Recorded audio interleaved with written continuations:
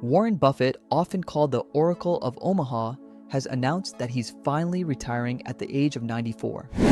After more than 6 decades of building Berkshire Hathaway into a $1.16 trillion empire, he plans to step down by the end of the year. Many headlines are calling him living proof of the power of compound interest. But here's the question. If compounding really is the ultimate path to wealth, why do so many people who followed the rules still find themselves broke by the time they're 60? Maybe the story we've been told isn't the full truth. Maybe it's time to look closer at how Buffett really built his fortune. My name is Ivan, and I help people understand how simple financial strategies can create extraordinary results. If you're tired of the traditional retirement advice that tells you to work until you're 70 and hope for the best, make sure to subscribe to the channel and hit the like button if this information changes how you think about money. We're often told, save early, invest smart, wait long enough, and you'll be rich. And Buffett is usually held up as proof of that formula. But here's what people don't mention. By the age of 32, Buffett was already worth over $1 million in the 1960s, the equivalent of more than $9 million today. That wasn't from skipping coffee runs or slowly letting compound interest do the work. That came from leverage.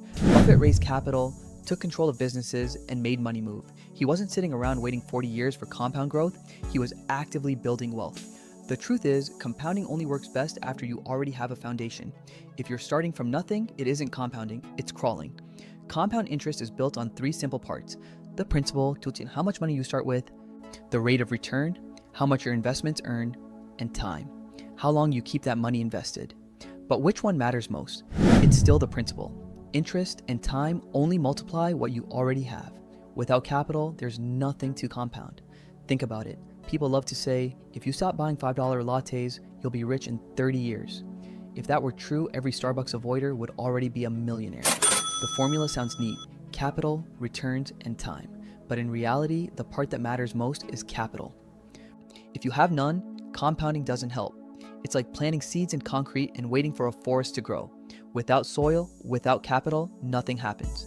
Let's imagine 2 people earn the same 10% return. One starts with $11,000, the other with $100,000.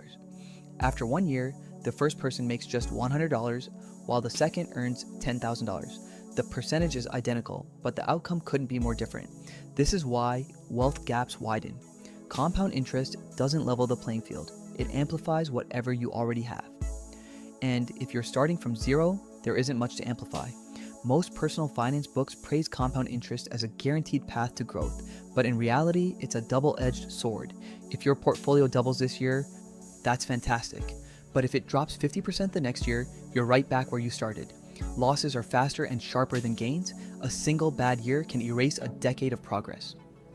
Textbooks show neat charts of 7% annual growth, but markets don't move in straight lines.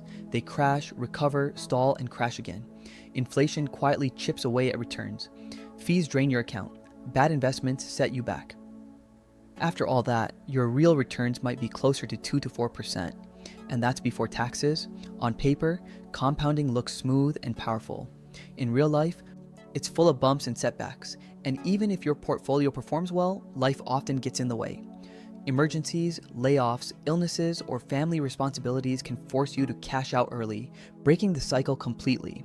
Most people never get a clean, uninterrupted 40-year compounding window. Real life is far messier. People often talk about how money grows on its own through compounding, but the truth is, it only grows if your investments actually deliver consistent returns year after year, and that's harder than it sounds. Every time you reinvest, you're putting in both your principal and your gains. For example, if $10,000 grows 100% in 1 year, you now have $20,000. But if you lose 50% the next year, that $20,000 drops right back to $10,000. That's the math of compounding. Losses hurt more than gains help. A 50% loss means you need a 100% gain just to get back to where you started. Now ask yourself, in today's markets, stocks, funds, even crypto, what's easier to find? An investment that doubles your money or one that drops in half? The reality is, 50% losses are common, 100% gains are rare. Buffett didn't become rich by sitting back and letting compound interest quietly work. He became rich by gaining control. From the start, he managed other people's money and collected fees whether he won or lost. Later, he bought insurance companies and tapped into their cash flow, known as float. Even if his investments didn't pan out, the float kept coming in, giving him a steady pool of capital to invest. This wasn't passive investing, it was building a machine that generated cash, then using that cash to play the long game. By age 32, Buffett had already built a fortune of over $1 million, while the average American income was only $3,000 a year. Adjusted for inflation, that's over $9 million today. He didn't do it by saving, he did it by raising capital. At just 26, he pulled $100,000 from family and friends and managed it with discipline. In 6 years, he turned it into more than $1 million, a tenfold increase. Although Buffett often tells people not to borrow to invest, he himself started by managing other people's money. He minimized his own risk while still earning rewards. That's leverage at almost no cost, and it gave him a huge head start. Many people believe that buying a stock makes them just like Buffett, but that's not the case. When the average investor buys a stock, they simply own a share. When Buffett buys, he's acquiring part of a business, and with that comes influence and control. Take Berkshire Hathaway. Originally, it was just a failing textile company. Buffett bought in, planning to exit quickly, but the losses continued and he ended up as its largest shareholder. He didn't know how to run a textile mill, but he made a bold move. He used Berkshire as a shell to buy an insurance company, and from there transformed it into one of the world's biggest financial empires. Buffett wasn't just picking stocks, he was reshaping businesses. He used capital as a tool to rebuild, restructure, and create long-term value. At that point, he was less of a stock picker and more of an entrepreneur, one who mastered the game of money better than almost anyone else. This is why books like Rich Dad, Poor Dad stress a simple truth: become a business owner first, then become an investor. If you're young, compound interest isn't your main weapon. In your 20s and 30s, the focus shouldn't be on chasing 7% annual returns. It should be on multiplying your income. That means learning rare skills, building things, and creating cash flow. Once you've done that, then compounding becomes powerful. But trying to rely on compound interest when you have nothing is like pouring gas on wet wood. It just won't catch fire. In the beginning, you are the investment. Until you grow your value, nothing else will. Compound interest is often presented as a decades-long game. Start at 25, wait until 65, and you'll be rewarded. But think about what that really means. You're deferring freedom, lifestyle, and choices for 40 years, hoping it all pays off in the end. In the meantime, you live smaller, cut back on experiences, and stress over pennies. But what's the point of having wealth if you're too old or too tired to enjoy it? Buffett's story shows the difference. He already had a foundation, businesses that produce steady cash flow and passive income. That's when investing really worked for him. With a large base of capital, he didn't need extraordinary returns or long timelines. Even average gains turned into massive wealth. But for an employee investing small portions of a paycheck, even great returns over decades may never equal what a business owner with capital can make in just a single year. And that's not arrogance, it's math. When your starting capital is small, even great returns take years to feel meaningful. But when your capital base is large, even average returns can generate massive gains. This is why compound interest alone isn't enough. Many people say that 99% of Buffett's wealth came after he turned 60, but that's misleading. By the time he was 52, Buffett already had around $300 million. He was already wealthy long before compounding did the heavy lifting. What happened afterward wasn't proof that compounding creates wealth out of nothing. It was proof that compounding amplifies wealth that already exists. Think about the billionaires you know. Did Jeff Bezos get rich by saving his paycheck and compounding it for 40 years? Did Elon Musk quietly wait for 7% annual returns? Of course not. They built companies. They owned systems. They controlled cash flow. Even Warren Buffett, the name most associated with compounding, built his first fortune by managing capital, not by waiting decades for growth. Compound interest didn't make him rich, it made him richer. And that's a crucial difference. Compound interest is real, but it only works if you already have capital, avoid big mistakes, and stay invested long enough. For most people, that isn't the first step. The first step is building.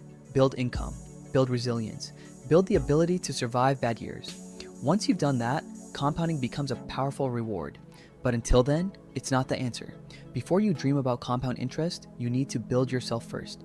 If you're young, with little capital and no control over returns, compound interest shouldn't be your focus. Not yet. Instead, concentrate on growing your income. Too many people waste time trying to save pennies, believing it alone will secure their future. But saving small amounts without growth is not a strategy. It's just a way to feel safer. The reality is harsh. Inflation and downturns can wipe out those savings in less than a decade. It's like repairing the roof while the foundation is crumbling. When you're starting out, your energy should go into building a strong base of capital and not hoping small savings will compound into wealth. The goal of saving and investing early isn't to bet small and hope for big. It's to build a foundation that can expand your wealth. If you have no capital and no leverage, chasing small bets is a waste of time. Instead, invest in the one thing you fully control, yourself. You are your most valuable asset. The skills you learn, the businesses you build, and the income streams you create are worth far more than squeezing pennies from savings. Until you grow yourself, nothing else will, when most people are doing the same thing. Saving cautiously, following the crowd, and waiting decades for compound interest, the smarter move is to take a different path. In the first 20 to 30 years of your life, interest rates and time don't matter nearly as much as building capital.